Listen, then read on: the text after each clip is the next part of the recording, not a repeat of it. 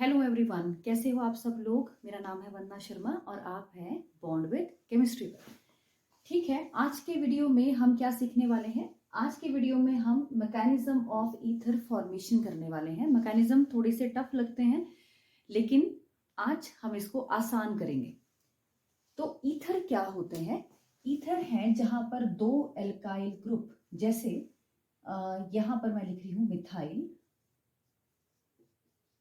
किससे जुड़े होते हैं, ऑक्सीजन से जुड़े हुए हैं, है ना। ये जनरली आप क्या कहते हैं, ROR ईथर है। और ईथर का जनरल नेम क्या लिखेंगे, ईथर का जनरल नेम लिखेंगे एल्कोक्सी एल्केन। जैसे ये जो मैंने कंपाउंड ऊपर बनाया, ये है मिथॉक्सी मीथेन। ठीक है, बड़ी सिंपल सी चीज है। करना क्या है, हमें एक ऑक्सीजन को इस वाले कार्बन के साथ मान लो। बेसिकली एल्कोक्सी यूनिट वो होती है जिसमें नंबर ऑफ कार्बन एटम कम होते हैं। तो अभी तो दोनों सिमेट्रिकल है ना। सिमेट्रिकल आप समझते हैं, सिमेट्रिकल मतलब ऑक्सीजन के दोनों तरफ same number of carbon atom है। जैसे ऑक्सीजन के इस तरफ भी एक है, इस तरफ भी एक कार्बन है, तो ये सिमेट्रिकल है। तो ये जो फॉर्मेशन ये है सिमेट्रिकल ईथर्स, क्योंकि ऑक्सीजन के दोनों तरफ same number of carbon atoms हैं। अब बच्चों, आज की वीडियो में हम ईथर फॉर्मेशन करने वाले हैं। कौन से ईथर की, इथॉक्सी इथेन की, है ना। तो इथॉक्सी इथेन कैसे लिखेंगे, ये भी सिमेट्रिकल ईथर है। तो C2H5O C2H5। अच्छा, इसको मैं और क्या कह सकती हूँ, इसको और किस तरह से लिखा जा सकता है, CH3CH2O CH2CH3। तो ये क्या बन गया। अब देखो, दोनों तरफ कॉमनली हम इसे क्या बोलेंगे, ये इथाइल ग्रुप है, दो कार्बन है तो इथ। और कॉमनली हम क्या कहेंगे, इथ।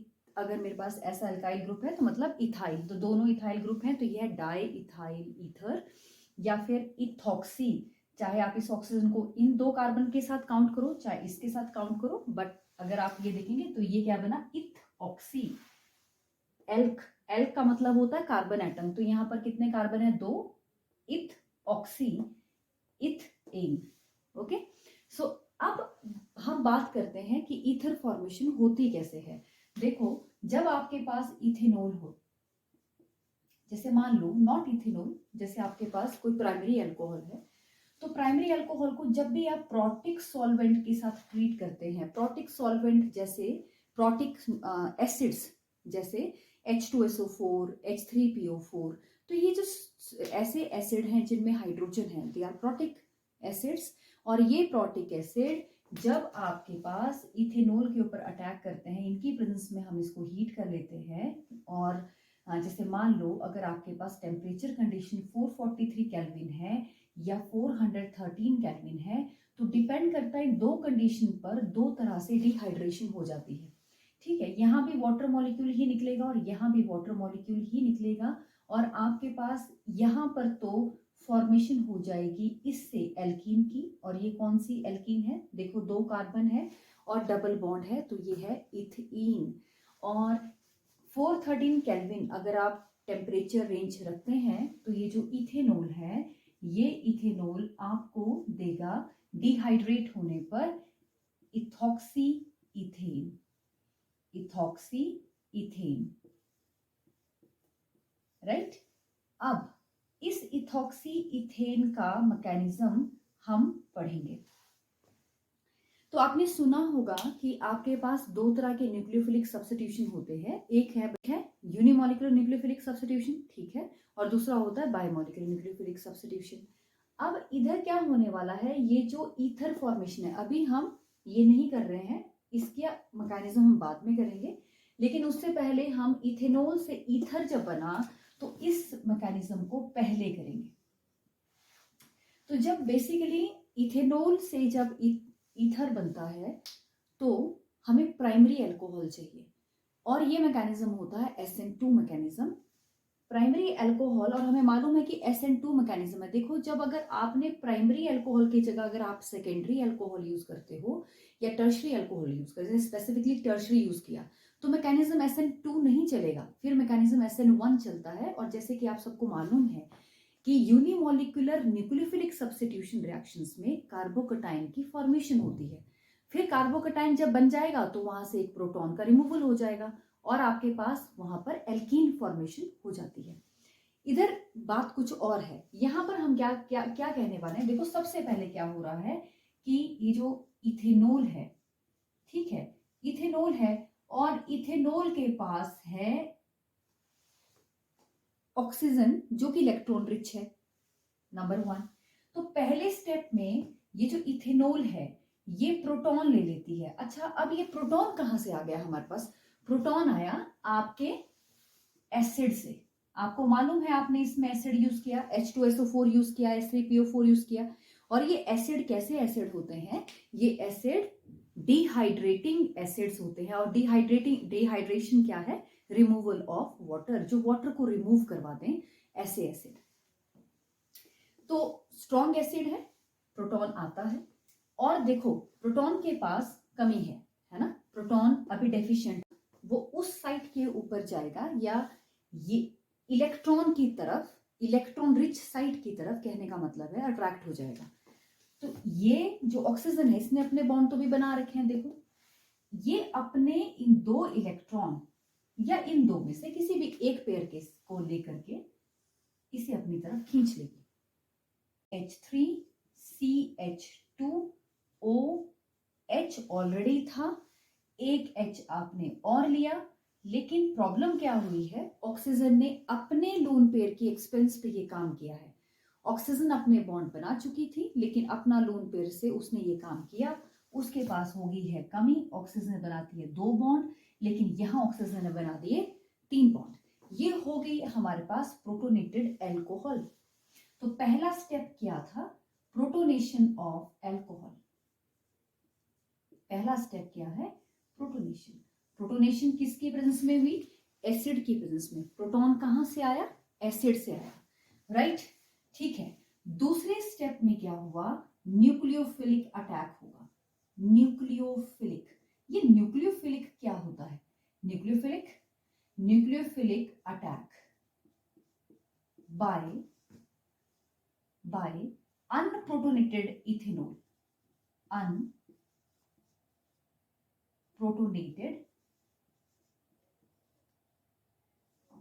अल्कोहल, मतलब सेम अल्कोहल ही इसके ऊपर अटैक कर, प्रोटोनेटेड अल्कोहल, ये हम करने वाले हैं। अच्छा, अब यहां पर एक क्वेश्चन आता है कि न्यूक्लियोफाइल क्या होता है। देखो न्यूक्लियोफाइल वो है जिसने न्यूक्लियर, अच्छा एक बात बताओ, न्यूक्लियस के ऊपर चार्ज क्या है? न्यूक्लियस के ऊपर चार्ज होता है बच्चों पॉजिटिव। तो जब पॉजिटिव चार्ज होगा तो पॉजिटिव चार्ज के ऊपर कौन सी चीज आकर के अटैक करेगी? नेगेटिव। तो वो स्पीशीज जिसके पास या तो नेगेटिव चार्ज है या उसके पास वो इलेक्ट्रॉन रिच है, तो वो बन जाएगी न्यूक्लियोफाइल। न्यूक्लियो यहां मतलब पॉजिटिव, फाइल मतलब लविंग। तो आपका जो ये जो मॉलिक्यूल है मेरे पास ऐसा ही, देखो सेम मॉलिक्यूल ही अटैक करने वाला है, ठीक है। तो मैं क्या करूंगी, इस प्रोटोनेटेड अल्कोहल को यहां लिख देती हूं। सो अब कौन आया? अनप्रोटोनेटेड अल्कोहल, मतलब ये वाली इथेनॉल, यही वाली इथेनॉल जो अभी प्रोटोनेट नहीं हुई, इथेनॉल का मॉलिक्यूल आता है और इस प्रोटोनेटेड इथेनॉल के ऊपर अटैक करता है। और देखो ये अटैक कहां होगा? ये अटैक बैक साइड अटैक होगा, है ना। तो ये कौन सा अटैक हुआ? Rear side attack is SN2 attack. इसने इस कार्बन पर अटैक किया तो क्या हुआ? ये वाला जो बॉन्ड है ये वापस चला गया ऑक्सीजन के पास और आपके पास क्या बन जाता है? यहां पर आपके पास बन जाएगा CH3CH2O। अब देखो ये हाइड्रोजन मैं यहां लिख रही हूं और इसने अटैक किया इस कार्बन पर, तो इस कार्बन को हम पहले लिखेंगे। इसके बाद हमारे पास है ये वाली कार्बन और यहां है पॉजिटिव चार्ज, राइट। बहुत आसान है। ऑक्सीजन यहां भी क्या होगी? पॉजिटिवली चार्ज होगी, लेकिन इस प्रोसेस में क्या बाहर आ गया? Water molecule. So the water molecule is out.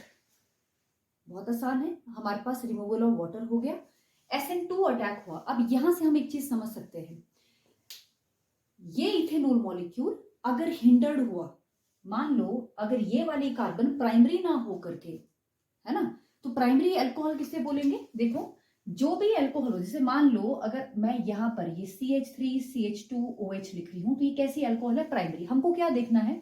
ये मेरा ग्रुप है, आप ये देखो कि जो ग्रुप है ये जिस कार्बन से जुड़ा है, ये वाला कार्बन, ये कार्बन कितने और कार्बन से डायरेक्टली अटैच है? तो यहां पर ये वाला कार्बन सिर्फ एक कार्बन से अटैच है, तो ये प्राइमरी अल्कोहल है। बस। तो अगर यहां पर ये सेकेंडरी टर्शरी होता तो ये साइड क्या हो जाती? हिंडर्ड हो जाती, है ना, हिंडर्ड हो जाती। तो हिंडर्ड साइड के ऊपर जो आपका न्यूक्लियोफाइल है वो अटैक नहीं कर पाता है, क्योंकि उसको बैक साइड अटैक करना है। अगर यहां पर तुमने एक बहुत बड़े बड़े मॉलिक्यूल लगा दिए तो इसको अटैक करने के लिए जगह ही नहीं है, तो वो कैसे अटैक करेगा? उस केस में मैकेनिज्म SN1 फॉलो होता है और वहां पर ईथर फॉर्मेशन नहीं होगा बल्कि एल्कीन फॉर्मेशन हो जाएगी ड्यू टू एलिमिनेशन, बिकॉज इस सब्स्टिट्यूशन की जगह वहां पर एलिमिनेशन हो जाएगा। जो कटायन आप बनाएंगे ना उसमें से प्रोटॉन का रिमूवल हो जाएगा। We will discuss this also, but will discuss it later. अभी करते हैं इसका थर्ड और लास्ट स्टेप। देखो अब आपके प्रोटोनेशन, और डीप्रोटोनेशन का मतलब क्या होता है? डीप्रोटोनेशन का मतलब है रिमूवल ऑफ द प्रोटॉन। अब यहां से हम रिमूवल कर देंगे प्रोटॉन का, रिमूवल ऑफ प्रोटॉन। या तो लास्ट स्टेप में हमें क्या करना है? डीप्रोटोनेशन। और डीप्रोटोनेशन में वी विल टेक इट, ये हमारे पास ऐसे था। अब इसके ऊपर अगर आप दिखाना चाहे तो वाटर ही अटैक करेगा, और water will take this hydrogen with the help of this lone pairs, और ये वाला जो बॉन्ड है ये वापस चला जाएगा आपकी ऑक्सीजन पर जो कि पहले पॉजिटिव थी, है ना। तो इस प्रोसेस से आपके पास जो बना CH3 CH2, वापस ऑक्सीजन ने अपना लोन पेयर वापस ले लिया, CH2 CH3 plus H3O positive. तो ये था मैकेनिज्म ऑफ ईथर फॉर्मेशन। फिर से करते हैं। देखो ईथर फॉर्मेशन इथेनॉल से हमने की है या अल्कोहल से की है। हमें ये ध्यान रखना है कि जब अल्कोहल से ईथर फॉर्मेशन होती है तो वो कंडीशन डिपेंडेंट होती है। जैसे अगर आपने 413 केल्विन टेम्परेचर को यूज किया है तो आपके पास ईथर बनेगा। अगर आप टेम्परेचर को हाई कर देंगे तो आपके पास ईथर नहीं बनेगा, एलिमिनेशन कंप्लीट कर जाएगी और आपके पास वहां पर फॉर्मेशन ऑफ एल्कीन हो जाएगा। तो ईथर फॉर्मेशन के ये 3 स्टेप थे। पहले स्टेप में आप प्रोटोनेशन करते हैं, पहले स्टेप में आपने क्या किया? प्रोटोनेशन किया, और दूसरे स्टेप में न्यूक्लियोफिलिक अटैक करवाया अनप्रोटोनेटेड अल्कोहल का प्रोटोनेटेड अल्कोहल पर, और लास्ट स्टेप में डीप्रोटोनेशन जिसको मैंने यहाँ किया है। डीप्रोटोनेशन में क्योंकि ऑक्सीजन पॉजिटिव थी तो एक सिंपल सा फंडा है कि कोई भी जो स्पीशीज हमने बनाई है उसके ऊपर पॉजिटिव या नेगेटिव चार्ज है तो वो स्टेबल नहीं होगी। We have to remove the ion any atom from it. तो यहां से भी हम क्या कर रहे हैं? हम प्रोटॉन को रिमूव करवा रहे हैं, क्योंकि प्रोटॉन के रिमूव होते ही ये जो बॉन्ड है ये दोबारा ऑक्सीजन ले लेगी और वो अपने लोन पेयर को कंप्लीट कर लेगी, मॉलिक्यूल आपका स्टेबल हो जाएगा। और यहाँ पर जो मॉलिक्यूल बना है वो इथॉक्सी इथेन है। तो ये मॉलिक्यूल था, ये था mechanism of ether formation. I hope आपको समझ आया होगा। Thank you so much for watching.